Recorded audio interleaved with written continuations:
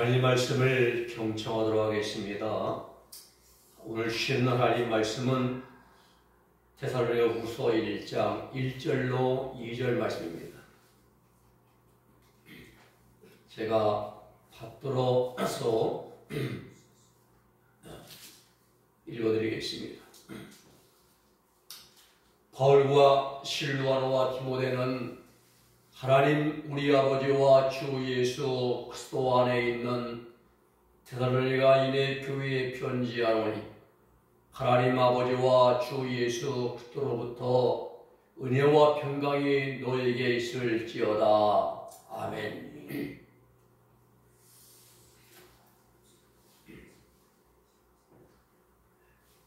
오늘 말씀의 제목은 은혜와 평강입니다.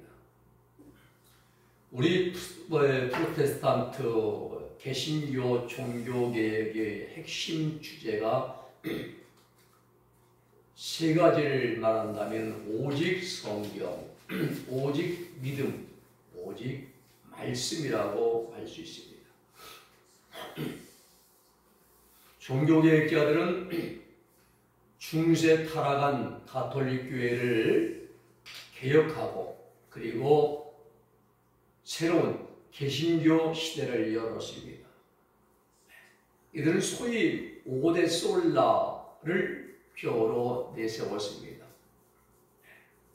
솔라 스크립처, 오직 성경, 솔라 크리스토스, 오직 그리스도, 그 다음에 솔라 그라시아, 오직 은혜, 그리고 솔라 피드, 오직 믿음, 그리고 솔리데오 글로리아, 오직 하나님께 영광, 이 5가지의 표제를 내세워서 종교개혁의 기치로 내세웠습니다.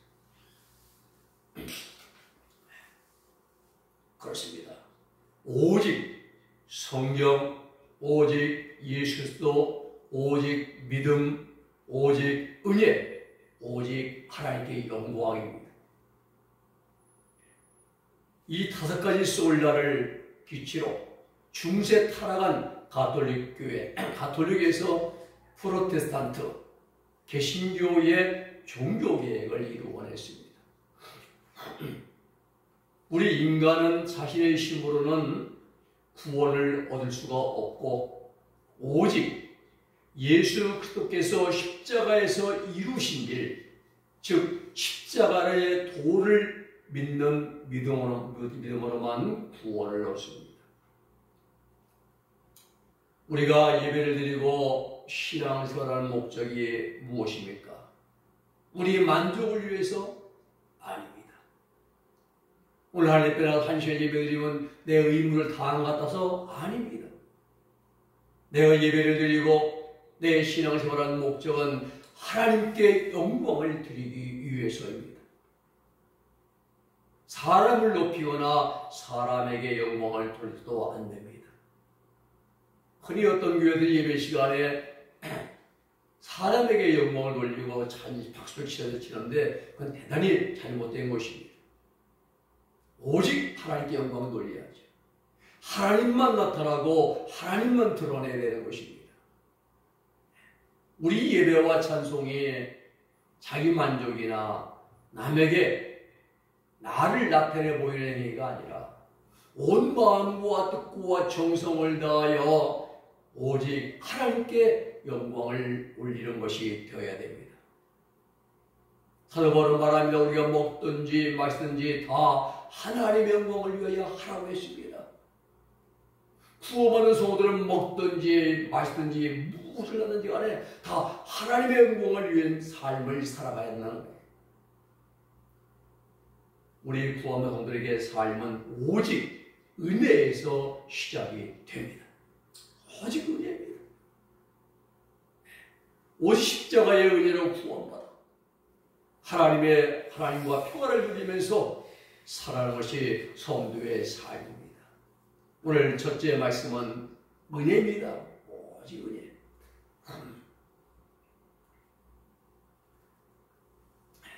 오늘 본문 1절의 말씀 보면은 바울과 실루아노와 디모데는 하나님 우리 아버지와 주 예수 그리스도 안에 있는 데살로니가 교회에 편지하노니 편지의 발신이 누굽니까? 바울과 실로아노와 디모데입니다. 그리고 편지의 수신인은 누굽니까? 데살로니가 교회 교인들입니다. 문안의 내용이 무엇입니까? 은혜와 평강입니다. 은혜, 카리스, 하나님의 선물로서의 은혜를 말하는 것입니다. 이 은혜는 값없이 거저받는 것이죠. 자격 없는, 받을 수 없는 사람이 하나님의 은총을 받는 것, 이게 바로 은혜입니다. 우리가 삶을 살아가면서 필요한 모든 것들이 하나님께로부터 다 거저받은 것들입니다. 죄로 인하여 죽을 수밖에 없는 것과 우리가 죄 문제 해결받고 지옥 형벌을 면제받아 천국에 들어갈 수 있는 길을 이 여리를 열린 것도 하나님의 전적인 은혜입니다.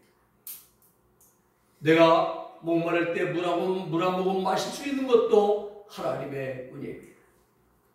우리가 1분 숨을 모시면 죽어요. 맑은 공기를 호흡하면서 목숨을 유지할 수 있는 것도 하나님의 은혜입니다. 메마른 땅에 비를 주셔서 농사를 지을 수 있도록 모내기를 하고 각종 농작물을 파종할 수 있도록 해주시는 것도 하나님의 은혜입니다. 우리 삶에, 우리 인생에 있어서 하나님의 은혜 아닌 것이 단 한 가지도 없습니다.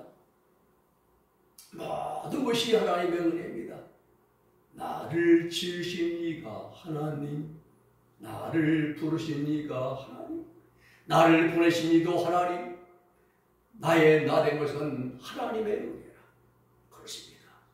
우리는 이 하나님의 한량없는 은혜, 갚을 길 없는 은혜, 내 삶을 내월사하는 하나님의 은혜, 그 하나님의 은혜 가운데서 우리는 삶을 살아가고 있는 것입니다. 내 힘이 아닙니다. 내가 건강해서, 내가 많은 걸 가져서, 내가 이제 열심히 일해서가 아닙니다. 전적인 하나님의 은혜, 한없는 하나님의 사랑 가운데서 내가 삶을 살아가고 있는 것입니다. 나를 만드신 분이 하나님 아니십니까? 나를 지으신 분이 하나님 아니십니까? 나를 불러신 분이 하나님 아니십니까? 나를 세상에 보내신 분도 하나님의, 나의 나 된 것은 다 하나님의 은혜입니다. 뭘 사랑하는 여러분, 하나님 은혜 가운데 가장 큰 은혜가 무슨 은혜입니까? 우리가 사람에게 어떤 어려움 당할 때 도움받으면 이 은혜는 평생 잊지 않겠다고 이렇게 말들 합니다.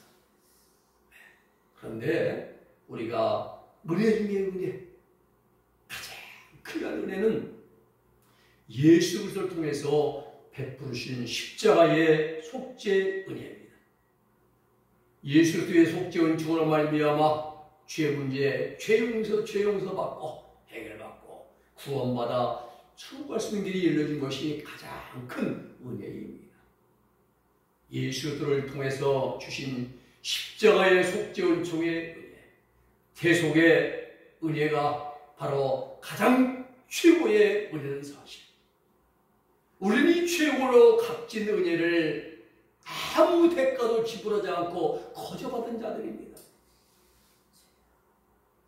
그렇습니다. 사도 바울이 그토록 내 복음이라고 외치다. 내가 직접 주 예수님께 받은 복음이라고 다메섹 이제 에서 11년 연단 받으면서 하나님 주님과 깊은 영적인 교제를 통해서 받은, 그리고 깨달아진 그 십자가의 복음, 십자가의 도를 믿는 믿음만 가지면은 세상 모든 걸 다 주고도 바꿀 수 없는 하나님의 한량없는 은혜를 내 것으로 만들 수가 있는 것입니다. 여러분, 우리는 하나님 은혜 없이는 단 한순간도 살아갈 수가 없습니다. 아침에 일어나고 낮에 활동하고 저녁에 자리에 눕는 것도 하나님의 은혜입니다. 내 능력, 내 힘이 아닙니다. 인생 경험, 노하우가 아닙니다. 내가 지시고 살아가는 것이 아니라 전적으로 모든 것이 다 하나님의 은혜라고 살아가고 있습니다. 하나님께서 우리에게 힘을 쉬고 움직일 수 있는 건강을 허락하시고 앞을 볼 수 있는 투능도 허락하시고 옳고 그름을 분별할 수 있는 그러한 분별력도 하나님이 주신 거예요. 우리는 그 하나님의 은혜에 감사와 영광을 올려드려야 됩니다. 그리고 내 몸에서 예수 그리스도의 이름을 존귀하게 우리는 높여드려야 되는 것입니다. 은혜 받은 자는 그 받은 은혜에 합당한 삶을 살아가야 한다는 사실을 꼭 기억하시기를 우리 예수님의 이름으로 부탁을 드립니다. 두 번째는 평강입니다. 2절의 말씀 보면은 하나님 아버지와 주 예수 그리스도로부터 은혜와 평강이 너에게 있을지어다 라고 말씀합니다. 은혜와 평강은요, 성의 권력 가지고 살 수가 없습니다. 지식 가지고 깨닫고 내게 없어 만들 수가 없는 것입니다.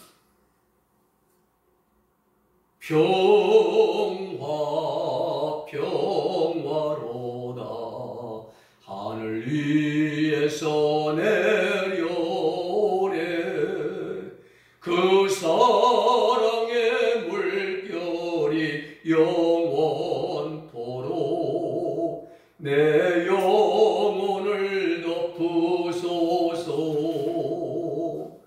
찬송가 455제 보면 주님의 마음을 본받는 자 그 마음의 평강이 찾아옴. 험악한 세상을 이길 힘이 어디로부터 옵니까? 하늘로부터 임함이로다. 무엇이 임합니까? 주님의 평강이 임한다는 거예요. 여러분, 우리 중에 한 가지 사실을 바르게 정돈해야 됩니다. 은혜는 인간의 노력이나 지식이나 경험이나 수양 같은 것을 통해서 얻어지는 것이 아닙니다. 은혜는 전적인 하나님의 선물입니다. 은혜는 거저받은 것, 공짜입니다. 쉽게 말하면. 그러나 평강은 그렇지 않습니다. 평강은 예수의 십자가에 속죄 은혜를 받은 성도들이, 그 거저받은 십자가 은혜를 받은 성도들이 궁극적으로 만들어가고 경험적으로 체험을 통해서 얻게 되어지는 것이 평강인 것입니다. 평강은 그저 예수 믿고 가만히 있으면 주어지는 것이 아닙니다. 목사가 되고 장로가 되고 권사가 되고 수십 년, 반백년 신앙을 세워간다고 해서 얻어지는 것이 아닙니다. 평강은 그냥 주어진 게 아니에요. 과정이 있습니다. 내가 부서지고 내 자아가 깨어지고 다듬어지고 만들어지는 혹독한 연단의 과정을 통과한 다음에 맛보게 되는 것이 주님의 평강인 것입니다. 세계에 공짜가 없듯이 하나님 일도 공짜가 없습니다. 평강, 에이레네, 이 하나님의 평강은 은혜가 있어야 죄를 깨닫게 되는 것이고요, 우리가. 그렇죠? 그리고 그 죄를 깨닫게 될 때에 마음의 평화가 임하는 것입니다. 그 죄 지은 인간에게 주어지는 것이 평강입니다. 주님의 마음을 본받는 자, 그 마음에 평강이 찾아오면 자범죄를 용서 안 받고 원죄는 뿌리 뽑아내버리고 그리고 영적 할례, 마음의 할례, 그리스도의 할례를 받을 때에 이것이 죄에서 해방되는 것입니다. 이때 죄에서 완전히 벗어나게 됩니다. 이때 비로소 하나님의 평강이 우리 마음에 임하는 것입니다. 어떻게 해요? 경험적으로, 체험적으로. 믿습니다 돼서는 하는 것이 아니라 내 안에서, 내 영과 육 안에서 경험적으로, 감각적으로 체험되어지고 나타나게 되는 것이 평강인 것입니다. 이러한 놀라운 경험적 사실은 신학적인 지식이 아닙니다. 병 고치고 치료 능력 행하고 예언 기도해 주는 그러한 일로 경험되는 것이 아닙니다. 반드시 로마서 8장 2절의 경험이 내 안에서 체험되어야 되는 것입니다. 생명의 성령의 법이 죄와 사망의 법에서 너를 해방하였느니라. 이 경험이 나타나야 되는 것이에요. 내 안에 생명의 성령이 나타남으로 말미암아 죄와 사망을 비해서 해방될 때에 이때 주님의 평강이 우리 안에 찾아오고 임하게 되는 것입니다. 죄에서 자유를 누리는 것, 죄에서 해방되는 순간 이때 하나님의 평강이 우리 안에 임하는 것입니다.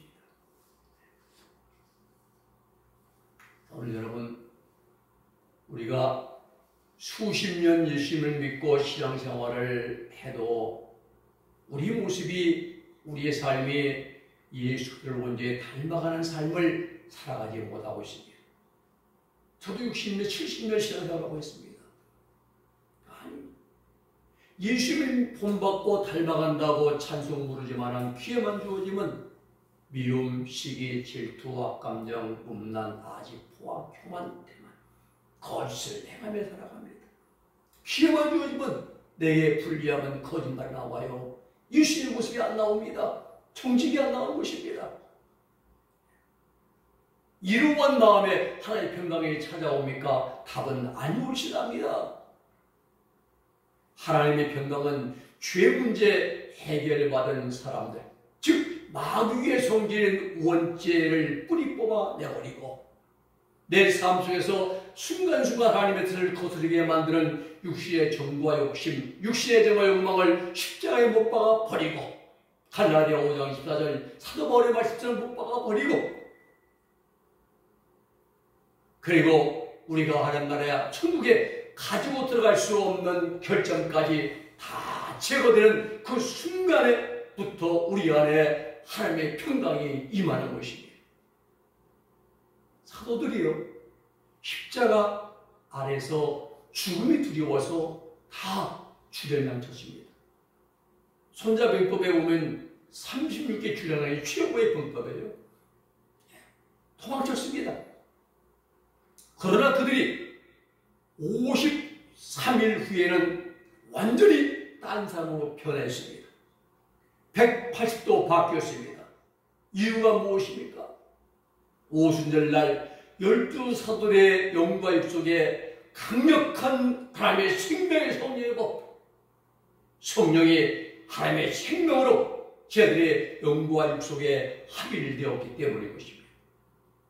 그 순간부터 사도들의 마음속에는 하나님의 신비한 하나님의 생명의 생명 능력의 성령의 역사가 나타났습니다. 담대해졌습니다. 마음이 뜨거워졌습니다. 전에 있던 느끼던 두려움이나 무서움은 다 사라졌습니다. 왜요? 영속에 합일된 성령께서 생명 능력으로 사도들에게 역사하시고 이끌어왔기 때문에 그런 거예요. 마음속에는 그 어릴 때 느껴보지, 어릴 때도 느껴보지 못했던, 경험하지 못했던 그 평강이 임했습니다. 전에는 가야바식들에서 내가 예수님을 모른다고 3번씩 부인했던 베드로가 이때는 성령 하나님의 생명이 합일되고 난 다음에는 담대해졌고 죽은 줄이라 하면서 담대하게 복음을 전하면서 마지막에는 십자가의 복부로 순교의 길을 걸어갑니다. 하나님의 평강의 마음을 지배하기 때문에 순교의 자리까지 나가고 담대했다 이 말이죠. 그렇습니다. 이러한 평강이 성경에 말씀하는 평강인 것입니다. 그렇습니다. 우리가 삶을 살아가는 세상에는 평강이 없습니다. 아닌 말로 국회의원 하면은 평강이 뭡니까? 아닙니다. 더 범죄합니다. 더 아집, 더 독선, 더 아주 막 거짓. 또 사회적으로 이름을 날리고 명성을 얻으면 평안합니까? 아닙니다. 또 많은 부를 쌓아놓고 여러 개의 통장을 가지고 있으면 평안합니까? 역시 아닙니다. 세상에 많은 것을 가지고 누리고 소유하면 할수록 고통입니다. 고민만 많아져요. 작은 일 하나만 우리가 맡아도 신경 쓸 일이 여간 많지 않습니다. 우리 여러분, 성경에 말씀하는 평강은 이러한 평강이 아님을 알아야 돼. 성경에 말씀하는 평강은 예수의 십자가의 독점을 종으로 죄 사함 받고 예수의 말씀을 순종하여 빛되게 정결하게 그리고 선하게 살아가는 사람이 되었을 때 주어지는 평강이 반드시 죄무죄를 받아야 됩니다. 그리고 원죄 마귀 성질이 들어있는 죄악성이 뿌리 뽑혀야 되는 거예요. 우리가 왜 거짓말 밥먹이 합니까? 오늘 기도했습니다. 하나님, 제가 절대로 거짓말 다시 하지 않겠습니까? 진실하게, 정직하게, 선하게, 의롭게 이제 살아가겠습니다. 다짐했는데, 기도했는데, 그런데 나가면 또 귀하지 어디가. 내가 불리하니까 또 거짓말하는 거예요. 왜 거짓말 합니까? 내 속에 마귀의 성질, 거짓성이 뿌리박히기 때문에 귀와 주어지면 나오는 거예요. 반드시 마귀의 성질이 뿌리 뽑혀지고 그 자리에 하나님의 생명의 성리법이 나타나는 그런 경험을 한 사람들에게는 주어지는 평강이 하나님의 평강이라는 사실이에요. 이런 사실을 모르고 여러분 평강이죠? 평강 뭐 평강입니까? 아직 우리는 이 단계에 이르지 못해서 마음에 진정한 평강이 없습니다. 걱정이 있지요. 근심이 있습니다. 갈등이 있고 염려가 있고 각종 고민만 있을 뿐입니다. 말씀을 정리합니다. 구원받은 성도들에게 두 가지가 필요합니다. 첫째는 예수의 십자가의 속죄 은혜가 있어야 됩니다.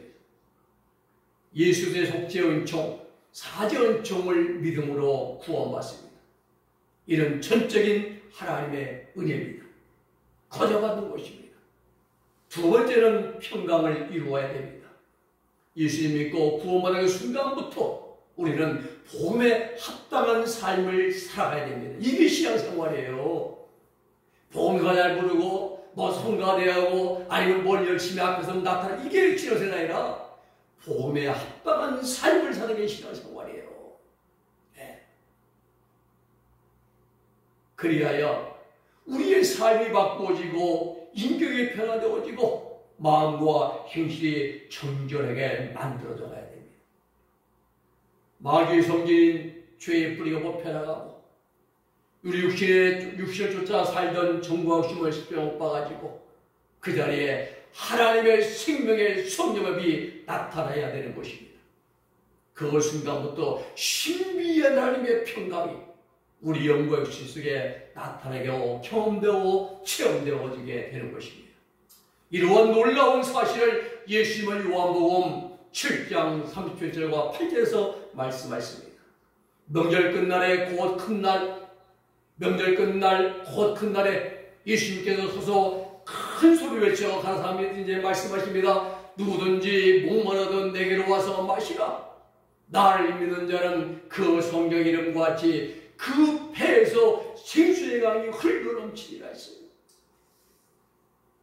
39절 말씀이 중요합니다. 이는 그를 믿는 자의 받을 성령을 가리켜 말씀하신 것이라 하십니다. 예수님께서 아직 영광을 받지 못하신 거로 성령이 아직 저에게 계시지 아니하더라 하십니다. 자, 영광은 뭡니까? 예수의 영광을 받지 못하는 것은 부활 승천하셔서 하나님의 보좌 우편에 좌정하시는 것, 이것이 우리 예수의 영광 받으시는 것입니다. 그래서 아직 제자들에게도 사도들에게도 성령이 계시지 않더라는 겁니다. 여기서 성령은 우리가 광야에 있는 과정 중에 받게 되는 방언받고 예언하고 통변하고 능력에 관한 성령의 역사를 가리키는 것이 아님을 바르게 알아야 됩니다. 사도들은 예수님 믿을 때 이미 성령 받았어요. 성령 사역했습니다. 사도들 70일 전도 나가서 귀신 쫓아내고 귀신이 하나 떨어지고 성령 사역했습니다. 성령 능력으로 귀신 쫓아내고 병자들을 고치기도 했습니다. 성령은요, 우리의 예수님 영접한 순간에 성령 받아요. 성령께서 우리 안에 오셔서 예수님을 영접하게 하시고 죄를 고백하게 하시고 회개하고 참하게 만듭니다. 이게 다 성령 역사입니다. 이미 받았어요. 그렇습니다. 예수님이 말씀하신 요한복음 10장 39절에서 말씀하신 성령은 오순절날 12 사도들이 받게 될 성령을 말씀하는 거예요. 즉 죄악성이 뿌리고 펴나가고 하나님의 뜻을 거스르게 만드는 육신의 세력인 육신의 정과 욕망이 갈라디아 5장 24절 말씀처럼 십자가에 못 박아지는 순간에 임하는 성령의 세례를 말씀한다는 사실이에요. 이러한 놀라운 역사 말씀을 사실 모르는 자들은 성령 세례 받았대요. 욕설하면서 반말하면서 막 세상적 육적인 얘기하면서 성세 받았다고 설교합니다. 성경을 전혀 모르는 자들입니다. 예수의 말씀을 사도들도 이미 성령 받아 성령사했는데 성령 받고서도 예수님 무서워서 죽임 무서워 도망했는데 여기서 말씀한 성령은 오순절날 12사도를 받게 된 성령 세례예요. 이때부터요 손끝 발끝 마디마디까지 신비한 하나님의 생명의 능력 역사가 나타나고 친히 나타나서 체험되어집니다. 이러한 것 말씀을 요한복음 14장 1절에서 주님이 또 말씀했어요. 그날에는 오순절 그날에는 내가 아버지 안에 예수님이 하나님 안에 그리고 너희가 내 안에 12사도들이 예수님 안에 그리고 내가 너희 안에 있는 것을 너희가 알리라. 어떻게 사도들이 예수님 안에 들어올 수 있습니까? 또 예수님이 어떻게 사도들 안에 들어갈 수 있습니까? 하나님의 생명으로 성령이세요. 이 놀라운 사실을 처음으로 알게 된다는 사실이죠. 여러분 이 모든 것이 하나님의 은혜입니다. 선물입니다. 은혜는 값없이 주시는 거두시는 하나님의 선물입니다. 가장 큰 은혜가 뭡니까? 예수 그리스도의 십자가의 은혜입니다. 그리고 평강은 죄에서 완전히 해방될 때 주어지는 평강, 죄에서 해방되는 평강이에요. 바울은 데살로니가 교회에 이러한 하나님의 은혜와 평강의 은총이 함께 하시길 진심으로 기원하고 있음을 우리는 봅니다. 그렇습니다. 인사 중에 가장 값지고 가장 복된 인사는 은혜와 평강을 빌어주는 인사입니다. 우리도 이러한 인사를 많이 할 수 있게 되어지고 하나님의 은혜를 공급받고 평강을 이루어가는 그런 우리의 믿음과 신앙과 삶이 될 수 있기를 우리 예수님의 이름으로 축복해 드립니다. 기도하겠습니다. 거룩하신 아버지 하나님 감사합니다. 오늘 우리에게 주신 말씀을 통해서 하나님의 은혜와 평강이 너에게 있을지어다 하신 주의 음성을 오늘도 말씀을 통해서 들려주심을 감사합니다. 우리 예수님의 십자가의 속죄 은혜를 받아서 이미 구원받았고 우리가 이제는 깨어지고 다듬어지고 만들어지는 연단의 과정을 통해서 하나님의 평강을 저희들이 체험하고 경험하고 그리고 누리는 자들이 되게 하여 주시옵소서. 예수님의 이름으로 기도 올리옵나이다. 아멘.